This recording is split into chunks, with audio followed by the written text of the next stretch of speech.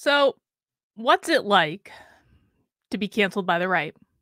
Specifically, in this case, by an organization that literally raises money by saying, we're censored, we're canceled, we're censored, we're canceled.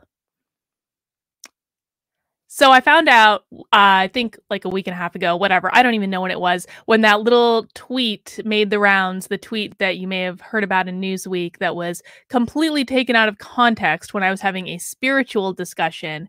And then Newsweek took the tweet and conservative trolls took the tweet out of context to try to paint me as an anti-Semite. And I found out in the midst of all of that, so Newsweek published a story saying PragerU presenter says that Jews chose to die in the Holocaust, which of course was not true because I wasn't talking about human beings. I was talking about spiritual beings. And guess what? Before we're born, we don't have a religion. We don't have an ethnicity. We don't have a race. So no, I never said that Jews chose anything. But it was taken out of context. I was smeared all over the place. And apparently, at some point in this whole thing, PragerU decided to cancel my PragerU video. Now, for those of you who don't know, how I kind of got started in this whole game was I had an article go viral on the internet in February of 2020, in which I was a Democrat for 20 years and went to a Trump rally and then wrote an article saying, Trump supporters aren't Nazis. We should actually try to understand each other. PragerU liked the article so much that they made a video out of it. And so they flew me out to Los Angeles for a couple days, and I got to go to their studios and read a script that they wrote for me. And the script was true to my story. I had complete approval over the script. I had no problem working with them at all. I thought they were very nice people. Still do think they're probably very nice people. And that video went up, and it was one of their most successful videos, and it got millions of views. And then I found out from Twitter trolls, after I got canceled for this tweet getting taken out of context, that PragerU had taken down my video. And to be honest, I hadn't really addressed it yet because my first reaction was like, okay. And I still don't really feel here or nor there about it. The fact of the matter is that that video being on the internet or not being on the internet doesn't really impact my life at all. Not in any way. Guess what, guys? I'm not on PragerU's payroll. I never have been. Not have one single check.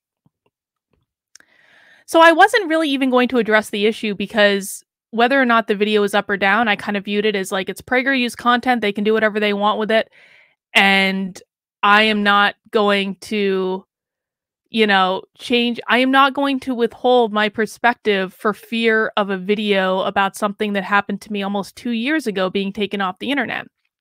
There was also, to be quite frank, a little bit of relief. Like, I don't necessarily want to be that woman that went to the Trump rally forever. Like, that's, I mean, like, I, what I loved about the video was that I know my story and my like red pill experience inspired people, and it inspired people to believe that their loved ones who they had lost to Trump derangement syndrome could wake up, could see the light, could see that they weren't bad people.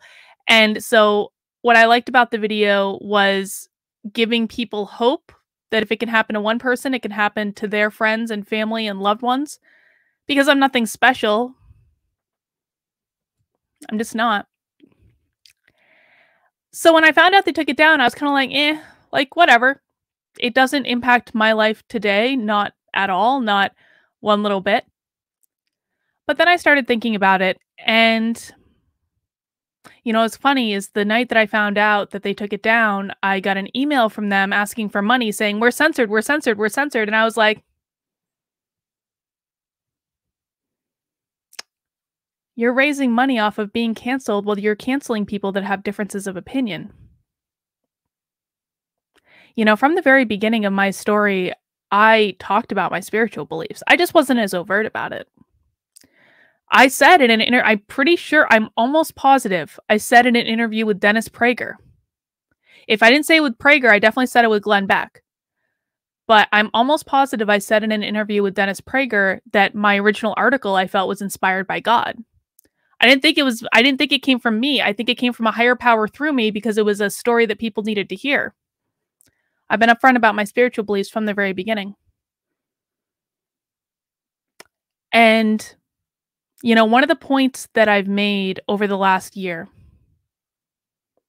is that the political right is becoming just like the political left. The fact of the matter is, in 2020, I had an opportunity to travel around the country to be one of the only groups of people that was actually out there trying to rally people for the 2020 election. And I don't regret a single second of it. But the fact is, there was a mission, there was a goal. The goal was to make sure Donald Trump got elected, and we failed at that goal collectively for whatever reason, and that is a different debate for a different day. But that was the goal at that time, and even still, I was always very honest with people from the beginning that I was not a conservative. I was never a conservative. I never converted to be a conservative. Now, a lot of conservatives, people on the political right, Republicans, whatever you want to, like, there are many different labels, and people inevitably in the comments are going to go, oh, Carlin, conservatives and Republicans are not the same thing. Whatever. That's a different topic. But they seem to think that red pilling meant becoming a conservative or becoming a Republican. That never happened to me. And I always said that if I was going to do this content thing, if I was going to keep up and do this channel and do my locals and try to serve people in that way, then the most important thing to me was to be authentic to myself and what I believe and what I think. And I was never a conservative. But in 2020, I didn't talk about that a lot. Every once in a while. But in 2020, I held back a lot of my beliefs because they were not relevant to what the goal at hand was. And then in 2021, after Joe Biden got inaugurated, I started tiptoeing out with some of my beliefs that I knew the political right wouldn't like. But to be quite frank, at what point do I actually get to be authentic to myself, or do you really want me to pander to an audience forever? So I started talking about my beliefs, and guess what happened when I started talking about my beliefs? Oh, all of a sudden, I wasn't welcome anymore. And it started slowly, and it kept building and building and building, and it got really bad in June. And ever since June, I've been telling people the right is canceling people, the right is canceling people, and all I hear is, oh, no, no, no, we don't do that. Well, now I've been canceled by one of the biggest organizations on the right for having a different spiritual belief. You really want to look me in the eye and tell me the right doesn't cancel people? The problem that we have in this country right now is not actually left versus right, because the left and the right are the same. The only reason that the political left is more dangerous than the political right is because they have institutional power. That's it. If the political right had the institutional power that the political left does, they would be just as authoritarian. They would be trying to force everyone to live by their beliefs and their worldview. They wouldn't be arguing for liberty. They would be arguing for their version of what they want the world to be, just like the political left is arguing for their version of what they want the world to be, and trying to force everyone to capitulate to that worldview. And the journey I went on led me to libertarians.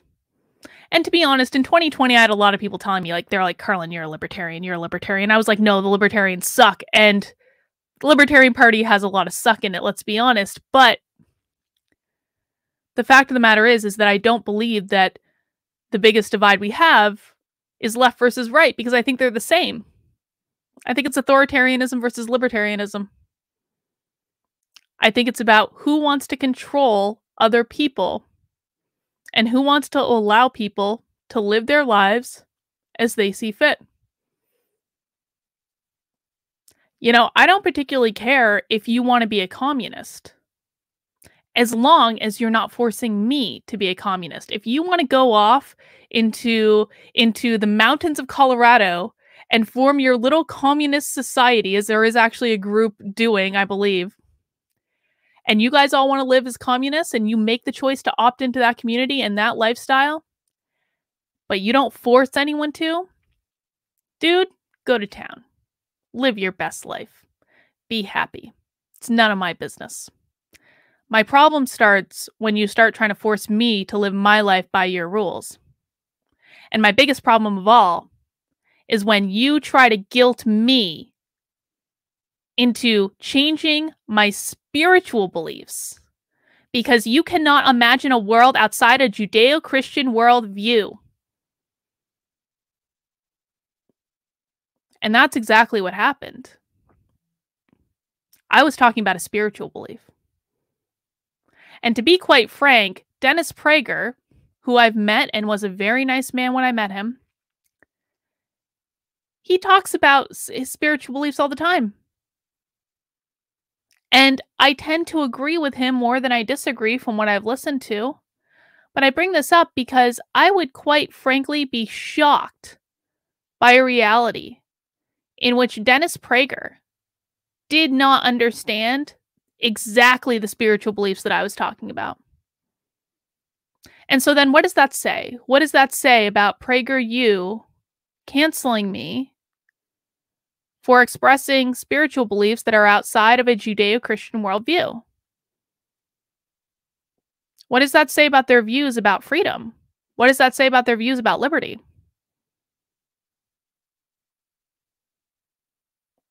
What does that say about their commitment to the First Amendment?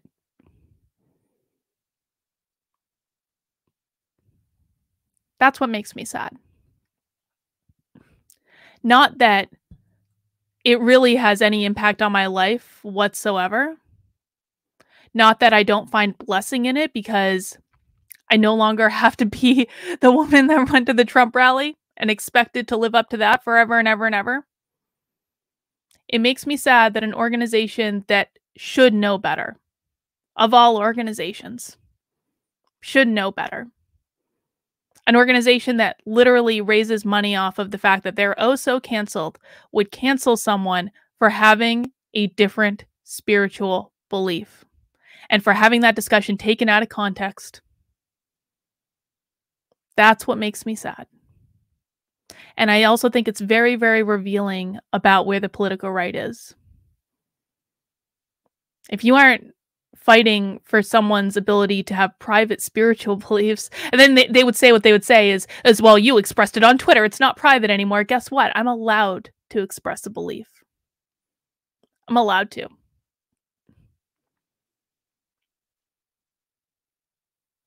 There were so many better ways to handle this.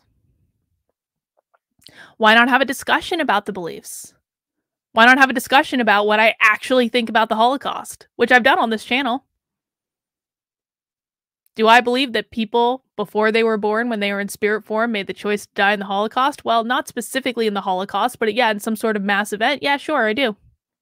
Because I believe that every single person before they're born makes decisions about their lives. And if we can't discuss the most extreme of those decisions and why they might happen and put them in some sort of perspective, then what the hell are we even doing? What are we even doing? What is even the point of any of this? If we are going to eliminate entire perspectives about our existence on this planet and what we're supposed to do and the human experience, what's even the point of fighting back at all? What's the point of making all these 5-minute videos to put on the internet about, ooh, diversity of thought? How much could PragerU really believe in diversity of thought if they're willing to cancel someone over a spiritual belief? These are the questions that have been running through my head. You know, I've been saying lately that I have equal disdain for both sides, and I truly do. Because from my perspective, I think one of the saddest things about 2021 is the fact that the political right, which, again, at the beginning of 2020, when I started getting involved in it, was so wonderful and so welcoming. And we're like, we're a big tent. We accept everyone. This is a movement based on love. And in 2021, I watched them become so pissed at the woke left and at Joe Biden and Kamala Harris and all of the different things that were working against them that they turned into the monster they were fighting. And now what I see is them canceling people left and right. The New York Post today literally ran an in memoriam article about, here are the celebrities that have been canceled in 2021. Listen, man, if you have to run an in memoriam, you've gone too far. It seems to me that the right forgot what they were fighting for. They went back to trying to control social issues. They went back to trying to tell people how to live their lives.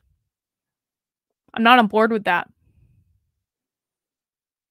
And I'm not on board with any organization that would tell me, do not talk about how dare you talk about your spiritual beliefs if they don't adhere to our Judeo-Christian worldview.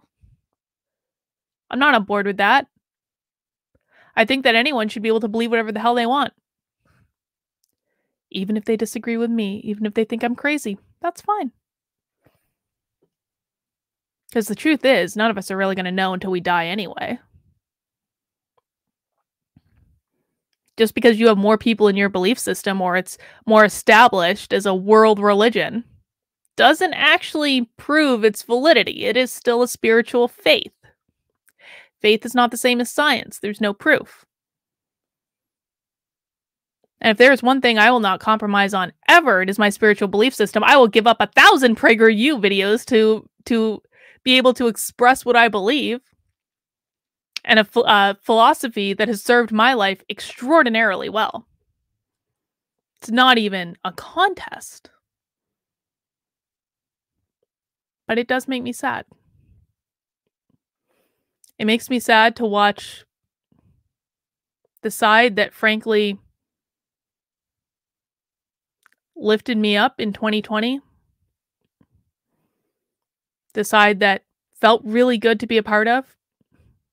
It makes me really sad to watch them descend into exactly the same thing as the woke left.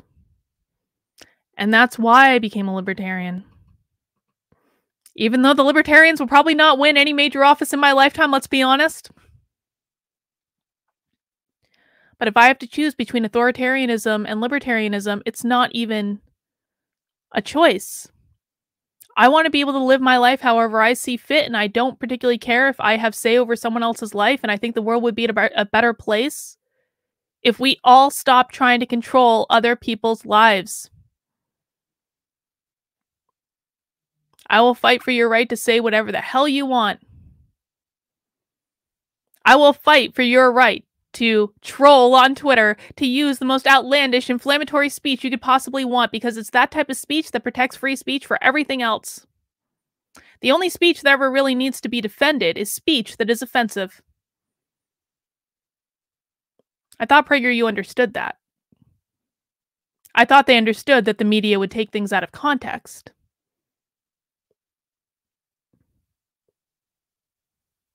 It makes me sad that they didn't. Maybe they've changed. I don't know. But that's really kind of my thoughts on it, you know? I think it's a sign that exactly what I've been saying for almost the entirety of 2021, which is the right is turning into the woke left, the right is turning into the woke left, the right is turning into the woke left. And everyone's like, no, Carla, they aren't nearly as bad. The only reason they aren't nearly as bad is because they don't have institutional power.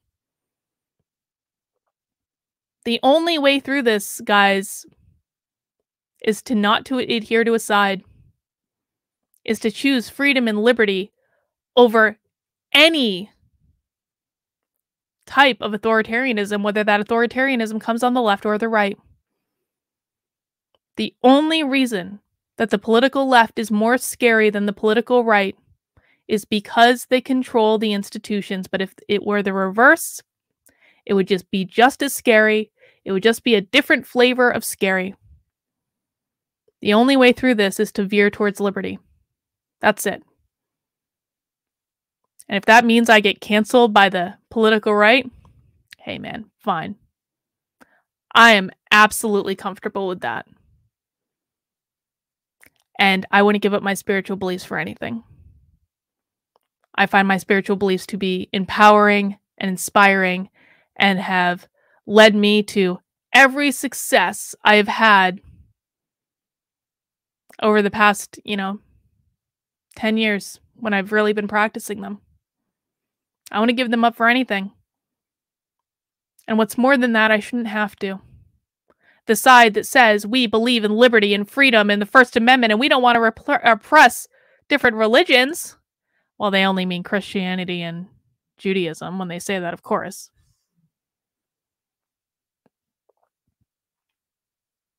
If you can't stand by your principles when they are inconvenient, then they're not really principles at all.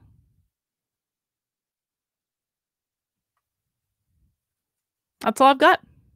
That's how I feel about it. If you liked my video, I'm sorry, man. It wasn't my choice. But we have to move on. And life goes on, man. It is what it is. That's all I have for right now, guys. We'll see you soon.